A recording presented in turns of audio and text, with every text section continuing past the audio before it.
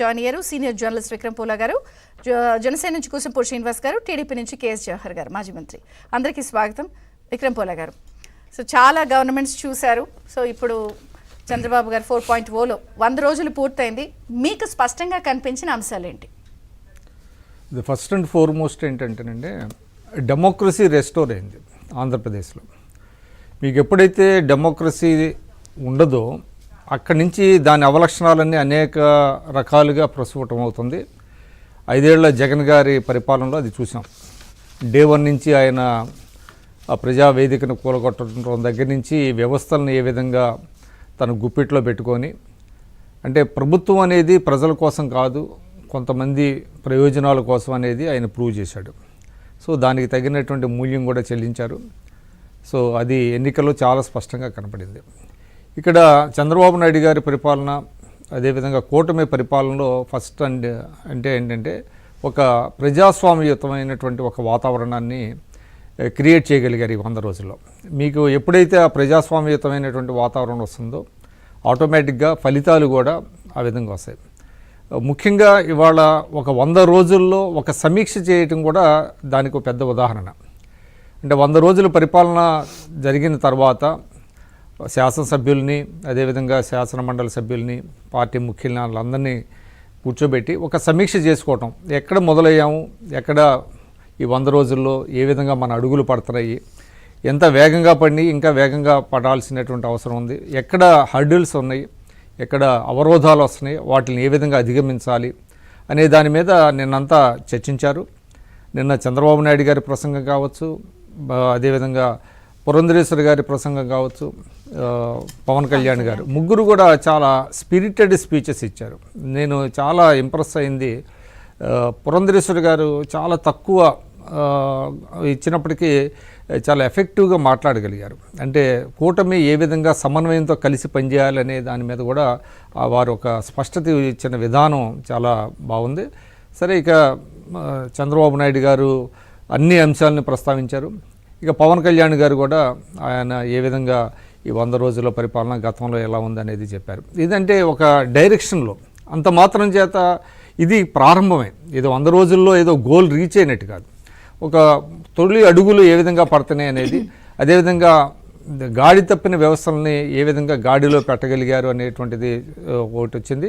ముఖ్యంగా అండి, ప్రకృతే ఒక రకంగా చెప్పాలంటే ఒక టెస్ట్ పెట్టిందేమని అనిపిస్తుంది. బుడమేరు ఏ విధంగా పొంగింది, విజయవాడ మునిగిపోవటం, విజయవాడ పరిసర ప్రాంతాలు, కృష్ణా జిల్లా, ఎన్టీఆర్ జిల్లా, ఇవన్నీ అందులో ప్రభుత్వానికి ఒక టెస్ట్. అది ఆ టెస్టులో ఏ విధంగా ప్రభుత్వం పెర్ఫార్మ్ చేయగలిగింది అనేది ప్రజలందరూ చూశారు. అది ఒక రకంగా చెప్పాలంటే అది బ్లెస్సింగ్ ఇన్ డిస్గైజ్ అంటారు. అది ఒక రకంగా చెప్పాలంటే అది అన్ఫార్చునేట్ ఇదైనప్పటికీ కూడా ఎంత క్విక్గా, అంటే కింద పడటం అనేది కాదండి, ఎంత క్విక్గా పైకి లేచామనేది ఇంపార్టెంట్ రాజకీయాల్లో కూడా. ఆ విధంగా ప్రభుత్వం వెంటనే సర్దుకొని దాన్ని ఎట్లా డిప్లాయ్ చేశారు, ఏ విధంగా యంత్రాంగాన్ని సమాయత్తం చేసి దాన్ని చేశారనేది ప్రకృతే ఒక పరీక్ష పెట్టింది. కాబట్టి ప్రత్యేకంగా మనం చెప్పాల్సినటువంటి అవసరం లేదు. అంటే ఇంకోటి, సరే కొన్ని ఇప్పటికే కొన్ని అమలు చేశారు, మీరు చెప్పారు. వాటికంటే కూడా ముఖ్యంగా ఏంటంటే రూల్ ఆఫ్ లా అనేటువంటిది ఒకటి తీసుకొచ్చారు. ప్రతి ఒక్కరిలో ఒక జవాబుదారీతనం, అదేవిధంగా సింపుల్ గవర్నమెంటు, ఎక్కడ హంగామాలు ఆర్భాటాలు లేకుండా చేయటం అనేటువంటిది అది మనం చూసాము. అది ముఖ్యమంత్రి గారు చంద్రబాబు నాయుడు గారు చాలా స్పష్టంగా చెప్పారు. డే 1 నుంచి ఎక్కడ కూడా పూలదండల సంస్కృతి కానీ, సన్మానాలు, ఇట్లాంటి హంగులు ఆర్భాటాలు వద్దు, మనం చాలా సింపుల్గా వ్యవహరిద్దామని అందరికీ చెప్పారు. అది ఒక రకమైనటువంటి మంచి వాతావరణాన్ని, ఒక రాజకీయ వాతావరణాన్ని, గతంలో మనం చూడనటువంటి 5 సంవత్సరాలు మిస్ అయినటువంటి ఒక వాతావరణాన్ని ఒకటి క్రియేట్ చేయడంలో సఫలీకృతులయ్యారు. ఆ విధంగా అనేకం, ముఖ్యంగా ఏంటంటే ఇవాళ యాస్పిరేషన్స్ చాలా ఎక్కువ ఉన్నాయి. నిన్న ఆ పాయింట్ కూడా చంద్రబాబు నాయుడు గారు స్ట్రెస్ చేశారు. ప్రజల్లో చాలా ఆకాంక్షలు చాలా ఉన్నాయి. ఒకటండి, ముఖ్యంగా ఏంటంటే ఇవాళ ప్రజల ఆదాయాలు పెరగాలి. నిన్నే క్యాబినెట్ నిర్ణయాలు నేను చూసినట్లయితే ఒక మంచి నిర్ణయం ఒకటి ఏంటంటే ఎంఎస్ఎంఈలకి ఒక 100 కోట్లతో ఒక కార్పస్ ఫండ్ ఒకటి ఏర్పాటు చేయాలని ఒక నిర్ణయం తీసుకున్నారు. అది చాలా ఇంపార్టెంట్. అది ఎందుకంటే వాళ్ళ ఉపాధి ఉద్యోగాలు లేక ప్రజల్లో చాలా ఇబ్బందులు పడుతున్నారు, నిరుద్యోగ యువత. ఆ దిశగా పరిశ్రమలను మళ్ళీ రప్పిస్తున్నారు. ఆ విధంగా చూసినట్లయితే తొలి అడుగులు చాలా చక్కగా అంటే ఒక సవ్య దిశలోనే పడుతున్నాయి. అందువల్ల సో ఫార్ సో గుడ్.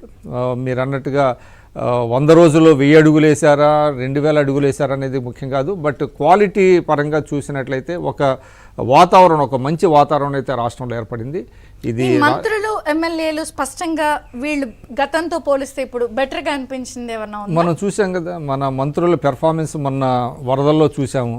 ఎవరికి వాళ్ళు అంటే ఫీల్డ్లో ప్రజాక్షేత్రంలో హోమ్ మినిస్టర్ గారు కావచ్చు, అదేవిధంగా లోకేష్ గారు కావచ్చు, రామానాయుడు గారు, అట్లాగే అందరూ కూడా ప్రతి ఒక్కరూ కూడా వాళ్ళకి ఇచ్చిన టాస్క్ని చాలా చక్కగా పెర్ఫామ్ చేశారు. నాదెండ్ల మనోహర్ గారు వీళ్ళందరూ కూడా చాలా చక్కగా పెర్ఫామ్ చేశారు. అంటే వాళ్ళకి నిన్న చంద్రబాబు నాయుడు గారు కూడా ఒకటి చెప్పారు, ఈవెన్ ఎమ్మెల్యేస్ కూడా వాళ్ళు కూడా ఒక విజన్ లాంటి డాక్యుమెంట్ ఒకటి తయారు చేసుకోవాలి, వాళ్ళు కూడా ఆ విజన్ కోసం పనిచేయాలి, ఆ విజన్ ప్రకారం పనిచేయాలని చెప్పారు. కాబట్టి మంత్రులు ఇవాళ ఎప్పుడైతే నాయకుడు కరెక్ట్గా ఉంటాడో మంత్రులు కూడా ఆ రకంగానే ఉంటారండి. అంటే లీడ్ బై అన్ ఎగ్జాంపుల్ అంటారు. చంద్రబాబు నాయుడు గారు ఆయన సెట్ చేసినటువంటి ఆయన ప్రమాణాలను అందుకోవడం చాలా కష్టం మిగతా వాళ్ళు, కానీ అందుకోవటానికి వాళ్ళు ప్రయత్నాలు చేశారు, చాలా సక్సెస్ అయ్యారు. కాబట్టి ఇది కొనసాగాలి. ఇది ఏంటంటే ఆరంభం బాగుంది, ఆరంభాన్ని కొనసాగించాలి. మీరు అన్నారు అక్కడక్కడ చిన్న చిన్న డిస్టర్బెన్సెస్ అనివార్యంగా వస్తాయండి. ఇంత పెద్ద ప్రభుత్వంలో లోపాలు అనేది ఉంటుంది. అయితే ఎంత క్విక్గా వాటిని సరిచేశారు, ఆ లోపాలను